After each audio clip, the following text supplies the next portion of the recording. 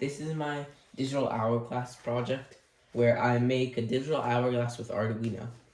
Okay, we're gonna start off like we always do, starting with the components, okay? So we've got our Arduino board, our Arduino wire, then we've got our ground wire, our power wire, a few of our jumper wires to connect our LEDs and the tilt switch to the board, and then we have our LEDs and our tilt switch itself. And we have resistors to make sure that we're limiting the power flow to make sure that it's not overloading the whole circuit. Now let's dive into how this works. So, the digital hourglass is meant to turn on every hour. Okay, so every single 10 minutes, one LED turns on. And we have 6 LEDs for the 6 sets of 10 minutes, which make an hour. So, the tilt switch, when I tilt it, the switch will turn on. It will start the count of 10 minutes. Then, once the 10 minutes are up, this first LED, this blue one right here, will turn on. Then after another 10 minutes are up, the second, and the third, and the fourth, and the fifth, and the sixth. Now, when the signal from the code that I will show shortly gets sent to the Arduino board, it will start the count. But first, it needs the input from the tilt switch. So when we tilt it, the tilt switch, the input, goes into here, and it goes to our code. It tells our code that's in the board, it tells our code that, oh, the tilt switch has been tilted. We need to start the count for 10 minutes. So we've started the count for 10 minutes, and then after 10 minutes up, it sends a signal through this jumper wire that goes through the resistor to resist power, and then it turns this on, this LED right here. It will repeat that step for every single LED on the board until all 6 are up, and then it will turn off after all 6 are up. Now we're going to look at the code. So let me move this and bring in my laptop. Okay? Now we're going to start with the first line, constant switch pin. So we're defining a constant integer, and that's going to be switch pin. That is the pin that our switch is attached to. That's the jumper, where the jumper wire attaches for the pin. Our next one is unsigned long previous time equals 0. So this is the amount of time that has passed before, and because we're starting the circuit, it's 0. Integer switch state is equal to 0. So the state of the switch is 0 because we're starting with 0. Once we tilt it, the value of the switch will change. Integer previous switch state 0 equals 0.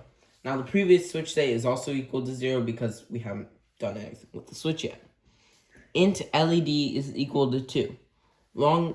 Int LED equal to 2 means that it's like how much like the LED has. How much or what pin it starts at. Long interval is equal to 60,000. Now this is the time amount. Now 10 minutes, the 60,000 is the amount of time it takes, right? So 60,000 is 1 hour in milliseconds.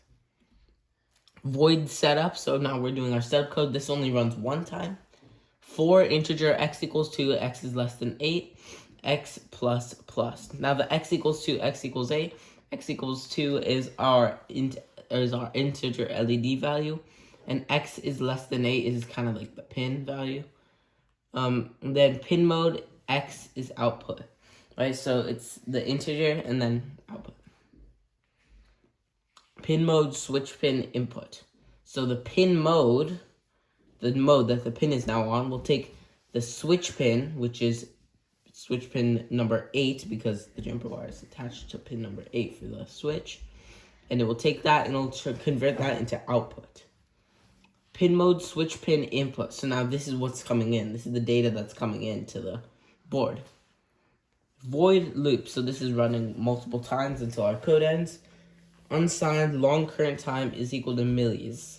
Now millis stands for milliseconds. If current time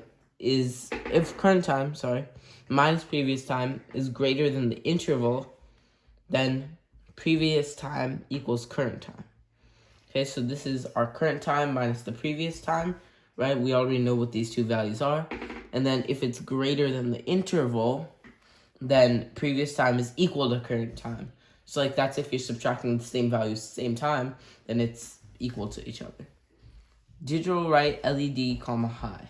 So we're like saying that the LED is going to be hot because LED is our integer value, and we want it to be high, which means the LED is on. And that digital write function is making it go on throughout the code. LED plus plus, this is just stating that we're using LED. If LED is equal to 7, then we don't really say anything because we don't have a 7th LED. Switch state is equal to digital read switch pin. So now it's reading the value of switch pin and saying what state is the switch at. If it is it on or off? Now, if switch state is not equal to the previous switch state, for integer x is equal to 2, x is less than 8, x plus plus, this is the same as our other one, then digital write x as low. Then this means that if the state of the switch is not equal to the state of the previous switch, then we're going to turn the LED off. LED is equal to 2, this is our base value, and previous time is equal to current time, this is setting it back to equal, and then previous switch state is equal to switch state, as we did at other points. Previous switch state, that just resets the whole thing. Now we did the code. 10 minutes actually, however, has not passed yet. So this is going to stay off, but we will take a photo that you guys can see on our blog website of the LED being on. Okay, thank you for watching. Make sure to subscribe to the YouTube channel and the blog post for more videos like this.